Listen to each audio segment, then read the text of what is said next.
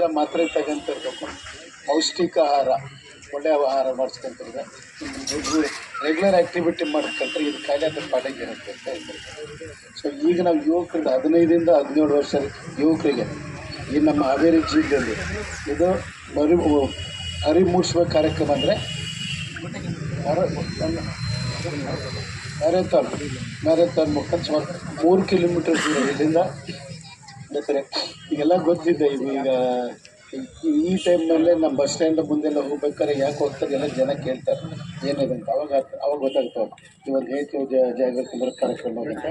ದಾರಿ ಉದ್ದಕ್ಕೂ ಸ್ವಲ್ಪ ಕರಪತ್ರ ಹಾಡ್ಕೊಂತ ಹೋಗಿ ಒಟ್ಟಾರೆ ನಾವು ಕೇಳ್ಕೊಳ್ಳೋದು ಇಷ್ಟೇ. ಕಾಯಿಲೆ ಬಗ್ಗೆ ಗೊತ್ತಿದ್ರೆ ಇಲ್ಲಿ ತಡೆಗಟ್ಟೋ ಕಾರ್ಯಕ್ರಮ ತಗೋಬೇಕು, ನಿಮಗೆಲ್ಲರೂ ಗೊತ್ತಿಲ್ಲ. ಇನ್ನೊಂದು ಮಾತು ಹೇಳೋಕ್ಕೆ ಇಷ್ಟಪಡ್ತೀನಿ. ನಮ್ಮ ಒಂದು ದೊಡ್ಡ ಸಿಟಿಯಲ್ಲಿ 10th ಸ್ಟ್ಯಾಂಡರ್ಡ್ ಮಕ್ಕಳಿಗೆ ಒಂದು ಸರ್ವೆ ಏನು ಮಾಡಿದ್ರು, ಅವರು ಬ್ಯಾಗಲ್ಲಿ ಎಲ್ಲ ಮೊಬೈಲ್ ಇರ್ಬೋದು ಅಂತೇಳಿ ಸ್ಕೂಲ್ ಒಂದು ಚೆಕಪ್ ಮಾಡ್ತಾರೆ. ಯಾರ ಬ್ಯಾಗಲ್ಲಿ ಏನಿದೆ ಆ ಬ್ಯಾಗಲ್ಲಿ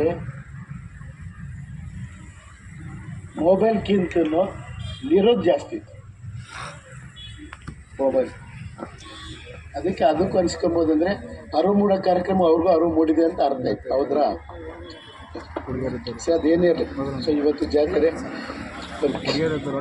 ಮೊದಲನೇದು 2ನೇ 3ನೇ ಭವನ ಗಂಡು ಮಕ್ಕಳು ಹೆಣ್ಮಕ್ಳು ಇದೆ.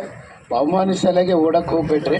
ಬಟ್ ಇದು ಭಾಗವಹಿಸಿದ್ದರಿಗೆ ಪ್ರತಿಯೊಬ್ಬರಿಗೂ ನಾವು ಒಂದು ನೆನಪಿನಿಂದ ಒಂದು ಇದು ಸರ್ಟಿಫಿಕೇಟ್ ಕೊಡ್ತೇವೆ ಅಂತ ಹೇಳ್ತಾ ಎಲ್ಲರಿಗೂ ಒಳ್ಳೆಯದಾಗಲಿ.